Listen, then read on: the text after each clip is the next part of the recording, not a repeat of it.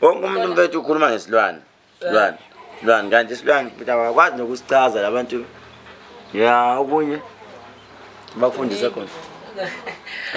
Kuningi kodwa phela ngeke ngikwazi ukushela amakhamera. Uyawazi umuthi wokugadla. Umuthi wokugadla ushaye. Umuntu mayijwayela kabi. Kahle kahle kuchazela ukuthi ima bethola ithuba lokuthi abe nawo. So manje omtshela uthi makhosi ngicela ungifundise umuthi wokushaya. Uyangibhalisa phansi uyibona ukuthi akangena. Kumele mawinyanga mfethu ukwazi ukushaya. Okokuqala mawinyanga kumele ukwazi umuthi wesibhamu.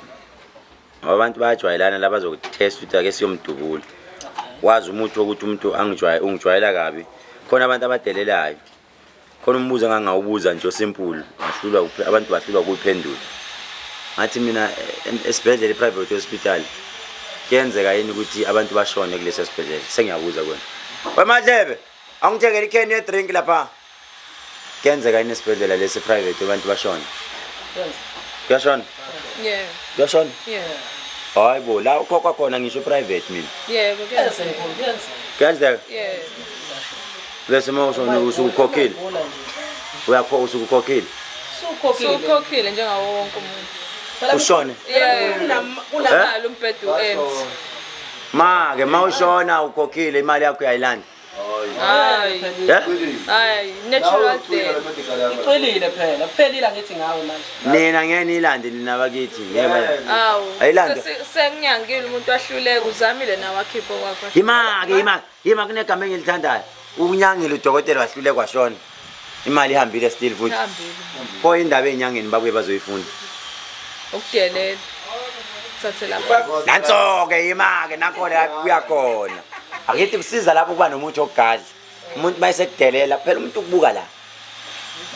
Yazi umuntu la that is why kuyakuthiwa umuntu wagcatshwa umuntu vele oweak. Umuntu abantu bakubuka la. Asambeni bafowethu siyofuna imali yethu ayingeke lento yalo muntu ayenzeki.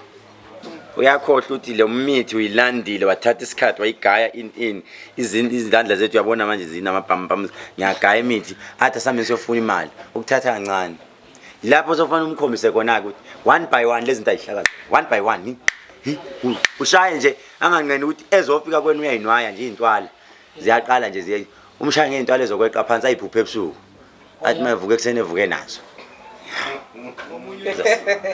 Ngize ngifundise lokho. Kumele uyifunde.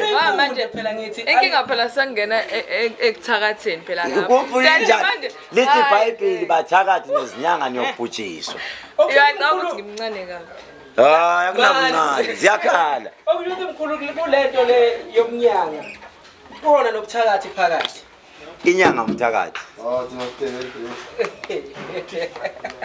Okuthi uyabona ndona ukuthi ngeke ukubalekele ukuthi ungagcina uthakathile. Hayi nama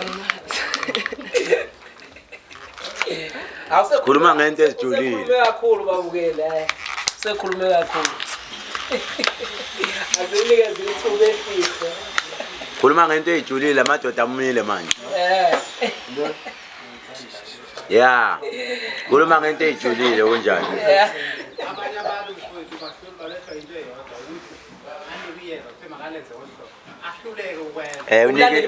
Into yokuchatha yena uyaqhuma ngayo. Hawu. Kuma kanjani Yilo ukuthi uvume enyangeni uyodlula ethaveni. Into yokuthi disakwazi ngeke umuntu usebenze ungateteka igazi wenhliziyo yakho. Mongabe uzothi ubona nawe ukuthi naye wabo lokhu umuthi. Kukhona into ofanele abantu bayazi lokunjani hit ke. Umuntu usebenza, umuthi uyasebenza. Umuntu udinga ukuthi ube nomqondo. You need to be intelligent so that umuntu ukusebenzele. Niphinde lento. You need to be intelligent ukuze umuthi ukusebenzele. Mau driver kuthiwa speed kills, don't fool yourself.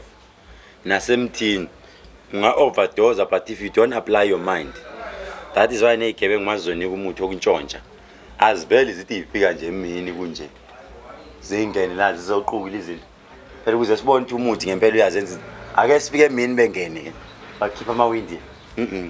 You use your mind. Look at the angles. Abadlali bebhola sabanika imithi. That is why kuno referee kunayo yonke into bese kuthiwa shoot on target. in hayibo umfana Mkhize zola ngimbonanga ngimbonile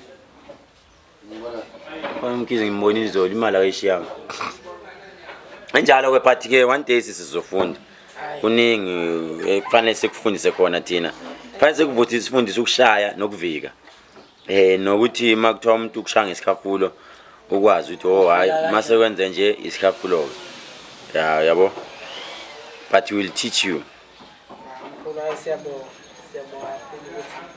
usicaphunele kulokho okuncane angithi ntoni siyayibona bathi sidla amaningi esakeni ungalowo abantu bekhuluma ukuthwala ncane kancane uthwala ncane kancane wazala embethe we Jesu waseNazaretha hayi lezi zinto zijulile mfethu lezi zinto lezi zijulile uma kuthiwa ukuthwala mfethu umuntu mayithwaliswa ukuthwaliswa lesimbi umuntu osebulawa isikapho phezulu kwakho wala but one day sizoyihlaziya